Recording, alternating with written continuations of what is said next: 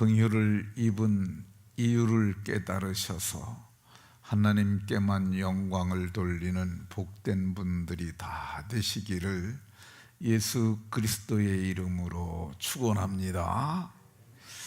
사도께서는 내가 긍휼을 입은 것은, 그렇게 이 사도는 내가 긍휼을 입었다고 말씀합니다. 긍휼을 입기 전에는 비방자요, 핍박자요, 폭행자였는데 긍휼을 입음으로 은혜를 입었다고 이렇게 말씀합니다. 이 13절에도 긍휼을 입은 것은, 또 16절에도 긍휼을 입은 까닭은 두 번이나 걸쳐서 내가 긍휼을 입었다고 말씀합니다. 하나님의 긍휼이 나타난 긍휼의 현장은 다메섹이었습니다. 다메섹에서 부활하신 주님이 그에게 나타나셨어요. 그리고 이 비참하게 십자가에서 못 박혀 죽은 예수가 하나님의 그리스도라는 것을 깨닫게 하셨어요. 그래서 그때부터 그는 완전히 변화가 됐습니다. 그때부터 비방자여, 박해자여, 폭행자였던 사람이 그리스도 예수의 일꾼이 됐습니다. 어떤 일꾼이 되었느냐? 능한 일꾼 되었고요, 감사하는 일꾼 되었고요, 충성된 일꾼 되었고요, 직분을 받은 일꾼이 되었어요. 이 직분을 받은 일꾼이라는 말은 하나님의 교회에서 공적 사역을 할 수 있는 일꾼이 되었다는 말입니다. 그러니까 어떤 사람들은 이 복음에 관해서 말을 하고 또 교회가 이렇게 해야 한다고 말하는 사람들이 많이 있습니다. 그런데 그런 사람들 가운데 공적인 직분이 없이 하는 사람들이 있어요. 옛날에 시올의 소리라고 하는 함석헌이라는 분이 계셨어요. 함석헌 씨를 함석헌옹이라고 불렀습니다.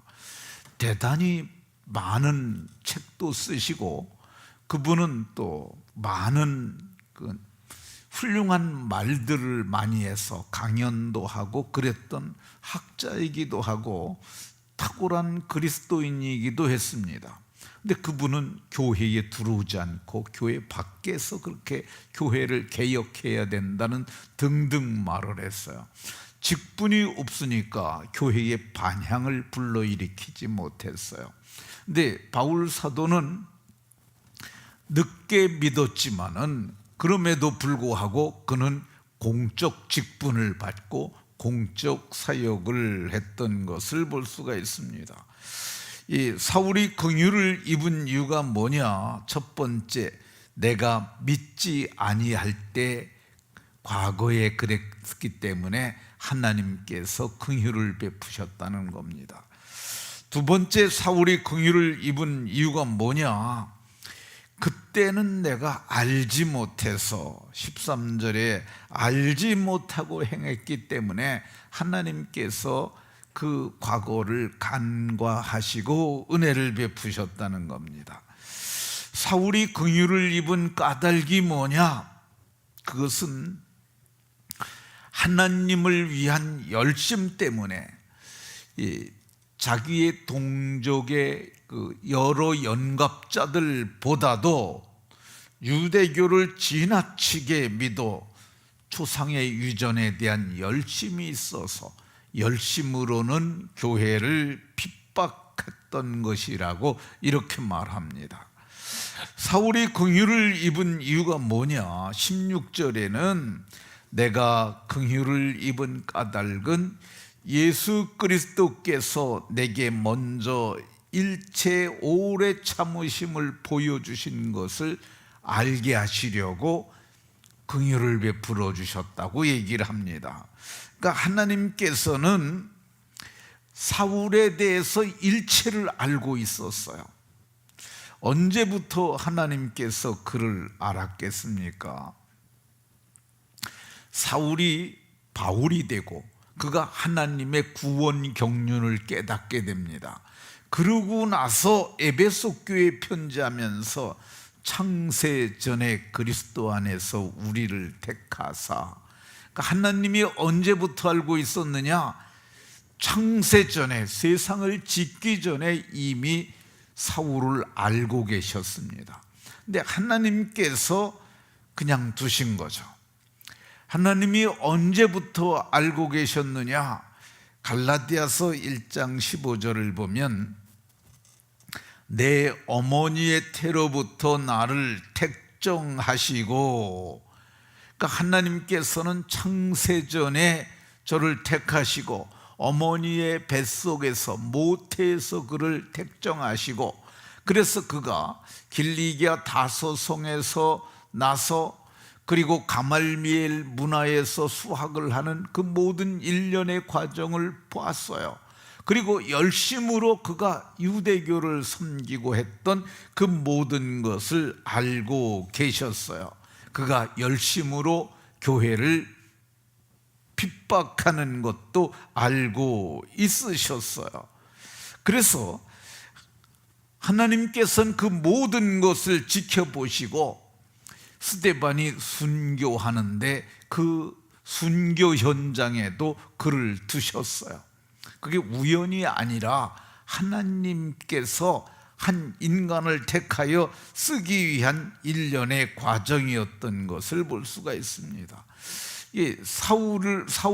사울이 스데반이 죽는 데서 가편 투표를 하였고 그들의 옷을 지키는데 그가 현장에 있었잖아요.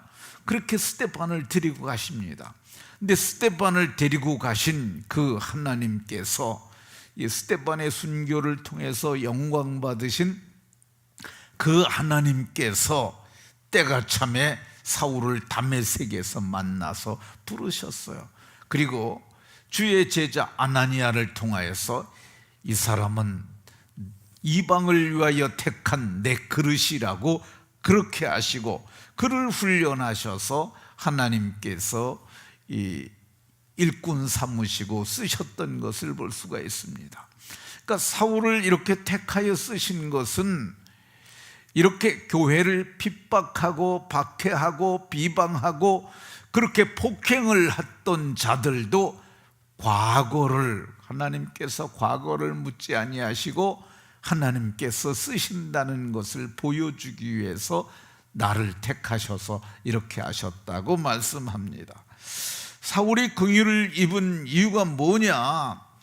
후에 이제 사울 이후에 바울 사도 시대 이후에 주를 믿어 영생 얻는 자들에게 본이 되게 하려 하심이라. 그런 사람들도 다 이렇게 택해서 하나님이 쓰시는 것을 보여주시려고, 박해자도 전도자가 될 수 있는 것을 보여주시려고 본을 삼으셨다고 이렇게 말씀합니다. 실제로 이 박해자들이 전도자가 된 예는 수도 없이 많습니다. 마포 삼열이라고 하는 선교사가 있었어요. 근데 이게 미국 선교사인데 마포 삼열은 한국말 같지 않습니까? 원래는 마펫 사무엘이에요. 마펫 사무엘 목사인데 이제 이분이 한국에 들어와 가지고 자기가 한국 사람처럼 되어야겠기에 그래서 자기 이름을 마펫 쉐무엘을 마포 삼열 이렇게 쉽게 부르도록 했습니다. 이분이 한국에 들어와 가지고 1년 만에 이 학습을 22명을 세웠고 학습교인을 세례교인을 7명을 세웠어요. 그러면 그것만 해도 이 29명이잖아요. 그 다음에 이제 학습도 안 받고 세례도 안 받은 사람도 뭐 한 20명 되지 않았겠어요? 그럼 한 50여 명이 되잖아요. 그러니까 예배당을 건축하게 되었어요. 그래서 평양에서 예배당을 건축을 하는데 그게 나중에 장대현 교회가 됩니다.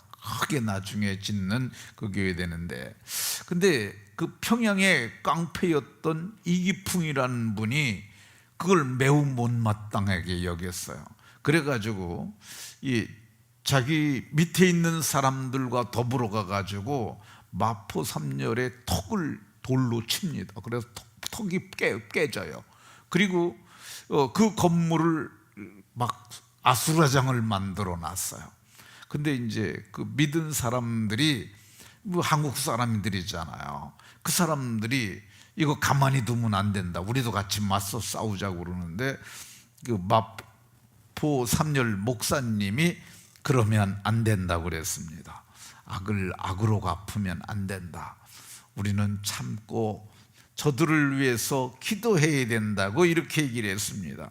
그런데 그게 소문이 나가지고 마포 3열이라고 하는 사람은 참으로 선한 사람이라고 이렇게 소문이 났다고 합니다.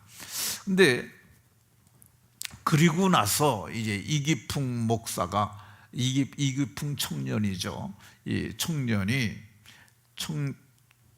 이제 집에 와서 잠을 자는데 그날 밤에 예수님이 꿈에 나타난 거야.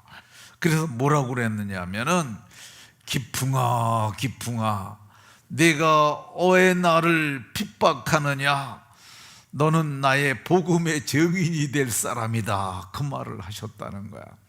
근데 그 정도 되면 회심하고 교회를 나가 있어야 했는데 그게 마음이 좀 그게 내키질 않아 가지고 교회를 못 나갔는데, 그때 청일 전쟁으로 나라가 어수선하니까 징집될 수가 있으니까, 그래서 원산으로 피난을 갔는데 원산에 가 있다가 마포 3열 비슷한 사람을 만났어요. 왜 그러냐면 원산에서 사역하고던 수알렌이라고 하는 선교사를 만난 거예요. 근데 이분이 그를 보자마자 회개하고 예수를 믿으라 라고 소리를 쳤답니다.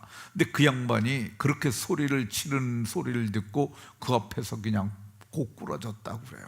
그리고 그 사람이 거기서 원산에서 회개하고 예수를 믿고, 그리고 나중에 평양에 와가지고 마포 3열 목사님에게 과거에 자기가 알지 못해서 그랬다고 그렇게 사과하고, 그분이 이제 이기풍 목사가 우리나라 최초의 7명의 신학교에서 학생을 모집했는데 최초의 목사님이 되고, 그리고 그분이 이제 7명 중에서 우리가 7명 중에 1명은 다른 곳에 가서 선교를 해야 되지 않겠느냐 해서 그게 제주도로 처음에 파송이 됩니다. 그러니까 제주도의 선교사로 파송이 된 거예요. 그러니까 뭐 오늘날에는 제주도가 육지처럼 다니지만은 옛날에는 거기까지 목포나 거기까지 가서 거기서 배 타고 갔으니까 그 선교라고 할 만하죠. 그래서 이기풍 목사의 이제 일대기가 영화로 나온 게 있는데 거기 가서 하는 것을 보게 되면 참으로 전투적인 그 선교를 합니다. 그리고 큰 일을 하게 되는데 이게 하나님의 경륜 안에 들어있는 것을 말씀하고 있습니다. 긍휼을 입은 자들이 해야 될 일이 오늘 본문 17절에 나옵니다. 영원하신 왕 하나님, 그러니까 영원하신 왕, 썩지 아니하고 보이지 아니하고 그러나 홀로 존재하시는 그 하나님께 존귀와 영광이 무궁하도록 영광을 돌려야 함을 말씀합니다. 모두가 하나님께 영광 돌리는 은혜가 있으시기를